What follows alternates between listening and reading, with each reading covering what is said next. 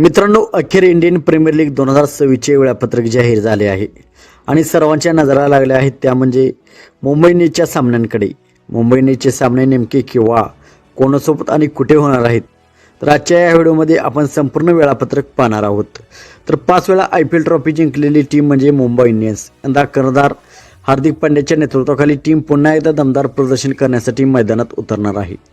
चला तर मग पाहूया मुंबई इंडियन्सचे पहिले सामने केव्हा, कोणासोबत होणार आहेत. तर मुंबई इंडियन्सचा पहिला सामना 29 मार्च रोजी मुंबई इंडियन्स विरुद्ध कोलकाता नाईट रायडर्स हा सामना वानखेडेच्या स्टेडियमवरती खेळला जाणार आहे. मुंबई इंडियन्सचा दुसरा सामना 4 एप्रिल रोजी दिल्ली कॅपिटल्ससोबत अरुण जेटलीच्या दिल्लीच्या मैदानावरती खेळला जाणार आहे. हा सामना दुपारी 3:30 वाजता सुरू होणार आहे. तर तिसरा सामना 7 एप्रिल रोजी राजस्थान रॉयल्स विरुद्ध मुंबई इंडियन्स या दोन्ही टीमांमध्ये खेळला जाणार आहे. हा सामना बरसपारा क्रिकेट स्टेडियम या मैदानावरती खेळला जाणार आहे. हा सामना संध्याकाळी 7:30 वाजता सुरू होणार आहे.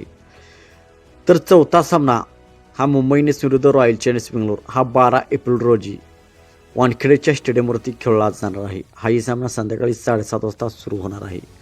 तर मित्रांनो, BCCIने पहिल्या 20 सामन्याचे वेळापत्रक जाहीर केलेले आहे.